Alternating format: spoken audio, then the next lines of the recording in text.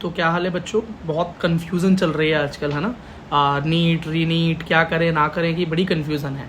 तो बेटा देखो, मैं शुरू से एक बात बोलता आ रहा हूँ, मेरा ओपिनियन अभी तक चेंज नहीं हुआ है। और चलो इस प्रेस कॉन्फ्रेंस के बारे में एक बार बात कर लेते हैं, ये बड़ी ज़रूरी है आपके लिए, क्योंकि ये पूरी की पूरी नीट 2024 को लेकर ही हुई है। यूनियन मिनिस्टर धर्मेंद्र प्रधान ने आज जो प्रेस कॉन्फ्रेंस की, अभी कुछ देर पहले जो प्रेस कॉन्फ्रेंस की, उसका कंक्लूजन क्या निकल कर आया है उस पर ज़रा बात कर लेते हैं। मेन पॉइंट्स की बात करता हूँ, ठीक है। देखो, सबसे पहली बात जो उन्होंने बोली, वैसे कई बातें उन्होंने बोली पर मैं कुछ पॉइंट्स बता रहा हूँ आपको जो इंपॉर्टेंट है, जो आपको सुनने चाहिए। पहली बात कि इस बार जो स्टूडेंट्स की रैंक हाई आई है वो इसलिए आई है क्योंकि इस बार स्टूडेंट ज़्यादा मेधावी हैं। मेधावी से उनका मतलब था कि बहुत ज़्यादा ब्राइट स्टूडेंट इस बार भारत के हर कोने से निकल कर आए हैं। मतलब उनका कहना है कि intelligence level of students increased in just 1 year, ठीक है। तो ये उनका कहना था। अब वो कितना फैक्चुअल है नहीं है उस बहस को आप बाद में भी हम कर सकते हैं, लेकिन अभी उन्होंने ये जवाब दिया। सेकंड, उन्होंने एक रीज़न और बताया इस हाई कट ऑफ का। उन्होंने बोला कि सीबीएसई को ही नहीं, सारे स्टेट बोर्ड्स को देखते हुए, क्योंकि जो नीट एग्ज़ाम है वो एक पूरा इंडिया लेवल एग्ज़ाम है, तो सारी स्टेट्स के बच्चे उसे देते हैं, रूरल भी अर्बन भी, ठीक है। तो उन्होंने बोला कि एक गांव, एक रिमोट एरिया का बच्चा भी इस एग्ज़ाम के अंदर अपने आप को लेफ्ट आउट ना फील करे, आउट ऑफ कोर्स उसको सिलेबस ना लगे, मुश्किल ना लगे। अगर वो एक गवर्नमेंट एग्ज़ाम मतलब गवर्नमेंट स्कूल बैकग्राउंड से बच्चा है तो वो compete कर सके अर्बन बच्चों के साथ, ये उनका कहना था। दैट इज़ वाई उन्होंने बोला कि जो एग्ज़ाम का लेवल रखा गया वो 12th बेस्ड रखा गया, 12th बेस्ड NCERT बेस्ड रखा गया। एक और चीज़ जो उन्होंने बोली इसी को लेते हुए कि कोविड के समय CBSE ने, मतलब NCERT ने अपने कोर्स को बहुत कम किया। उस कम कोर्स के ऊपर ही इस बार नीट का एग्ज़ाम हुआ। नीट तो कम कोर्स के ऊपर जब वो एग्ज़ाम हुआ तो वो वैसे ही लेवल उसका इजी हुआ। फिर उसके क्वेश्चंस को 12th लेवल रखा गया, और क्यों रखा गया उसकी वजह मैंने आपको बताई। अब उसके ऊपर बच्चे और इंटेलिजेंट हो गए, तो दैट इज़ वाई इस बार बहुत हाई कट ऑफ आई है, ये उनका कहना था, ठीक है। तो ये पूरा एक्सप्लेनेशन मैंने आपको बता दिया, ठीक। अब उनसे जब बार बार ये पूछा गया कि जो गलत हुआ उसके साथ क्या होगा, गलत हुआ क्या होगा, तो उन्होंने ये नहीं बोला कि सुप्रीम कोर्ट कुछ करने वाला है। उन्होंने सिर्फ और सिर्फ ये बोला कि एक कमेटी फॉर्म की जाएगी, वो एक कमेटी फॉर्म करेंगे और वो कमेटी एक एक्शन लेगी। मतलब क्या एक्शन लेगी कि रिपोर्ट्स तैयार करेगी, पहले जांच करेगी और उसके बाद एक्शंस लेगी जिन लोगों ने गलत किया है, ठीक। वो कमेटी फॉर्म होगी और उसकी डिटेल वो बाद में शेयर कर देंगे। अभी उसका कोई रोड मैप उनके पास है नहीं, ठीक है ना। तो ब्लूप्रिंट नहीं है कोई भी, पर एक कमेटी जब फॉर्म होगी तो उसके बारे में बता दिया जाएगा मीडिया में, ये उन्होंने बोला। अच्छा, फिर दूसरी बात जब उनसे पूछी गई क्या नीट का एग्ज़ाम कैंसिल कर दिया जाएगा, क्योंकि बहुत ज़्यादा इस टाइम पता चल रहा है कि इधर लीक हुआ उधर लीक हुआ, पटना में एक रात पहले एग्ज़ाम मिल गया, बच्चों को रटाया गया, कई लोगों की गिरफ्तारी, खैर उसके ऊपर तो वीडियो भी बना रखी है हमने और आपने देख भी रखी होगी, न्यूज़ में अच्छा खासा चल रहा है टॉपिक, है ना। तो जिसको मास्टरमाइंड बोल रहे हैं ना, वो सिकंदर नाम है जिसका, चलो ठीक है। तो उन्होंने बोला जी नीट एग्ज़ाम को ऐसे ही हम कैंसिल नहीं कर सकते। क्यों? क्योंकि अगर हम कैंसिल कर देंगे तो इसके अंदर वो बच्चों का भी नुकसान हो जाएगा जिन बच्चों ने बहुत अच्छी मेहनत करके एक्चुअली में बहुत अच्छे नंबर गेन किए हैं, ठीक है। जो टॉपर्स आए हैं इस बार, मेधावी हैं, उनका ये बार बार शब्द उन्होंने जो यूज़ किया मैं आपको बता रहा हूँ। मेधावी ये जो है, मतलब स्कॉलर बोलते हैं मेधावी को, मतलब टॉपर स्कॉलर कह सकते हो। तो वो जो बच्चे हैं तो रिमोट एरिया से आए हैं, ग्रामीण इलाकों से आए बच्चों ने भी इस बार अच्छे मार्क्स लाए हैं, तो उसको ऐसे ही स्क्रैप नहीं किया जा सकता नीट एग्ज़ाम को, नहीं तो उन बच्चों का नुकसान हो जाएगा, ये उनका कहना था। अगला, जब उनसे पूछा गया कि UGC नेट को जब आपने भी कैंसिल आउट कर दिया, तो उन्होंने बोला ये डिसीजन भी आसान नहीं था, पर हमें लेना पड़ा ताकि बच्चों का नुकसान ना हो। लेकिन यहाँ पर एक मतलब क्रॉस क्वेश्चन मेरे दिमाग में आया उस प्रेस कॉन्फ्रेंस को देखते हुए कि उस UGC नेट का एग्ज़ाम भी तो किसी ग्रामीण बच्चे ने दिया होगा और मतलब एक रिमोट एरिया के बच्चे ने दिया होगा, अपने घर से बहुत दूर जाकर भी दिया होगा, कई बच्चों ने सेंटर आउट पढ़े होंगे। तो क्या उस मतलब UGC नेट के अंदर जो बच्चा गया है, जो आगे जाके PhD करेगा, असिस्टेंट प्रोफेसर बनेगा, वो और एक बच्चा जिसने नीट में मेहनत की थी वही रिमोट एरिया वाला बच्चा, मतलब इसकी मेहनत जो थी वो एक्चुअल मेहनत थी, उसे हम स्क्रैप नहीं कर सकते।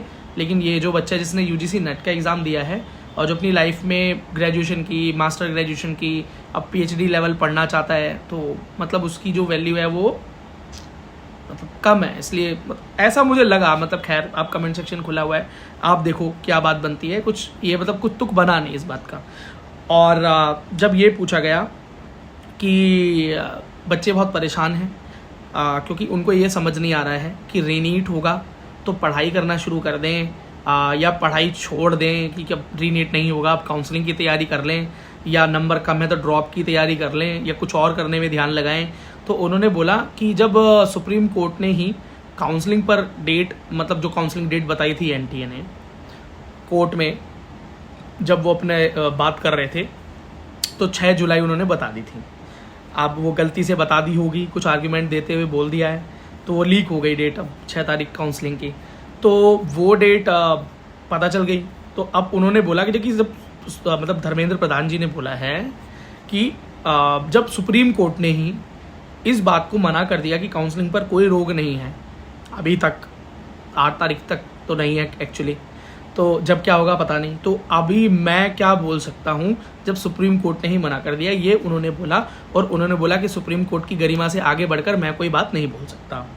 ठीक है, तो रीनीट की बात करी जाए तो रीनीट के ना तो उनके कोई आसार दिखाई दिए, ना उन्होंने इस तरह की बातों को एंटरटेन किया। और जब केसेस की बात आई तो उन्होंने बोला पुलिस अच्छा काम कर रही है, उनके खिलाफ कार्रवाई होगी।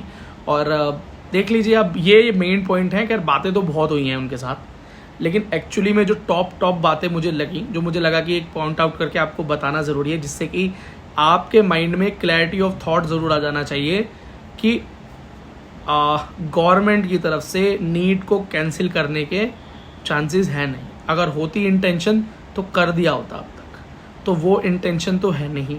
ठीक है ना।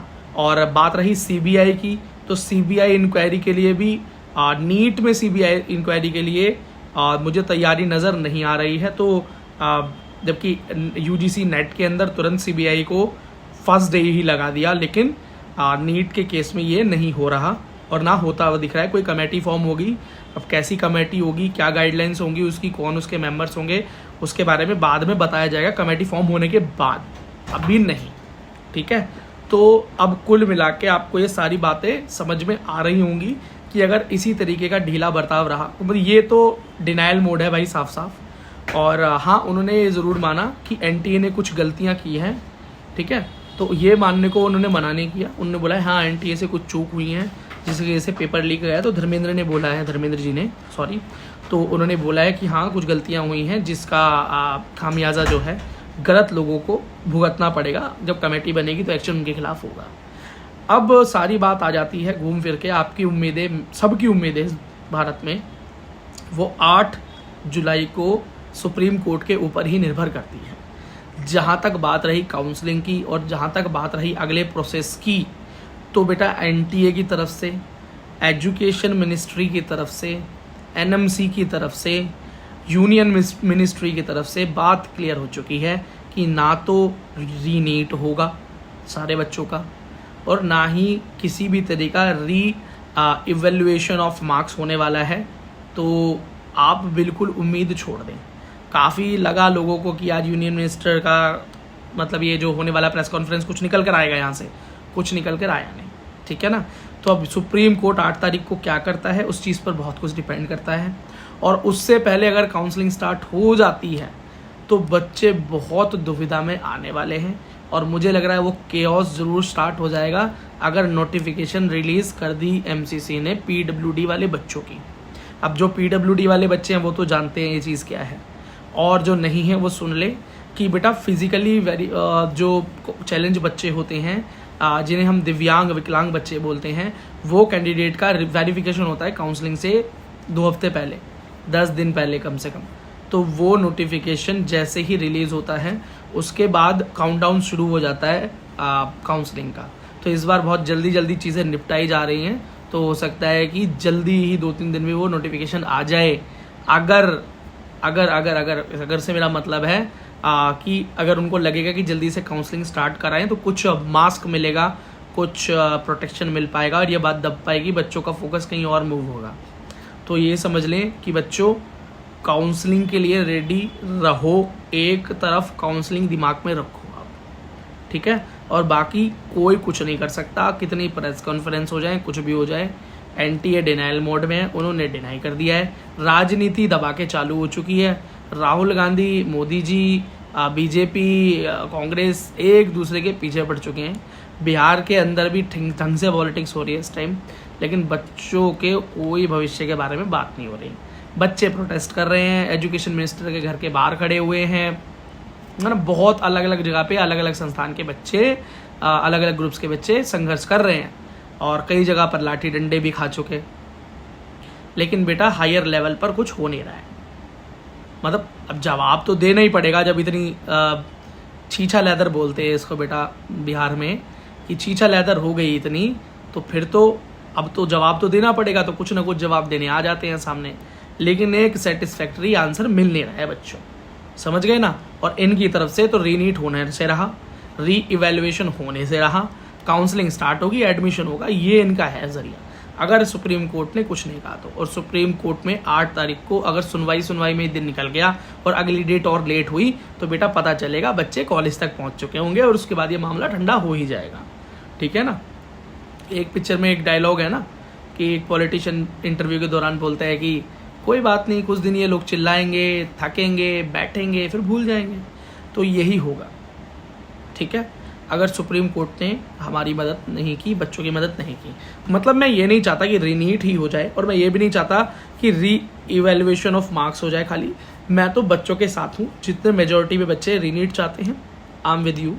और जितने बच्चे चाहते हैं रीनीट ना हो, री इवेल्युएशन ऑफ मार्क्स हो, I am with you too, ठीक है। मैं तो ये चाहता हूँ कि बच्चों के भविष्य के साथ खिलवाड़ ना हो। ठीक बच्चा, एलिजिबल बच्चा, डिजर्विंग बच्चा सही में डिजर्विंग सीट तक पहुंच जाए, और अनडिजर्विंग बच्चा प्लीज़ इस सिस्टम से बाहर हो जाए, है ना।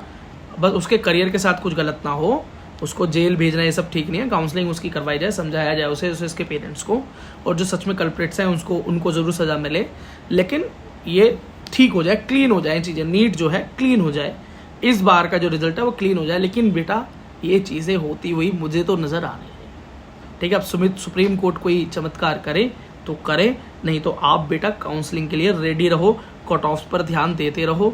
और आप 30 तारीख को जो री नीट का रिजल्ट आएगा उससे कट ऑफ में कितना डाउनफॉल आता है वो भी इंपॉर्टेंट है, उसको भी ध्यान रखना, ठीक है बच्चा। चैनल को फॉलो करते रहो, इंपॉर्टेंट अपडेट्स आती रहेंगी। कट ऑफ्स वगैरह मैं बना कर देता रहूँगा अब, और किस तरह से आपको प्रेफरेंस भरनी है वो मैं बताता रहूँगा। जो भी लेटेस्ट नोटिफिकेशन आएगी वो मैं आपको बताता रहूँगा, ठीक है बच्चा। चलो, जबकि मैं वैसे एक्चुअली तो यही चाहता था कि आपकी काउंसलिंग इस सुप्रीम कोर्ट के वर्डिक्ट के बाद ही हो, जो भी वो फैसला ले, लेकिन ऐसा होता दिखाई नहीं दे रहा है अभी एक्चुअली, ठीक है। मतलब इसका मतलब बच्चों की ज़िंदगी में और टेंशन आनी अभी बाकी है, और केओस बाकी है, ठीक है। चलो, ऑल द बेस्ट बच्चों, ऑल द वेरी बेस्ट। और ठीक रहो, मेंटली बढ़िया रहो, अच्छा खाओ पियो, बढ़िया से नींद लो, टेंशन मत लो। रिवीजन करने का मन करे तो पढ़ाई कर लो, रीनीट दिमाग में हो तो पढ़ाई कर लो, कोई दिक्कत नहीं है, रिवीजन में लगे रहो। कहीं ना कहीं तो तुम्हारा दिमाग ऑक्यूपाई रहेगा ना बच्चों। और अगर लग रहा है कि भाई नहीं हो पाएगा, मेरे बस की नीट नहीं है, मेरे बस का नहीं है ये कोर्स, तो कोई बात नहीं बेटा, अब दुनिया भर के बहुत सारे कोर्सेज हैं जहाँ पर आप जा सकते हैं मेडिकल लाइफ में, है ना। चलो ठीक है, अगर वीडियो पसंद आया तो लाइक कर देना, चैनल को सब्सक्राइब कर देना, और बस मिलते हैं नेक्स्ट वीडियो में।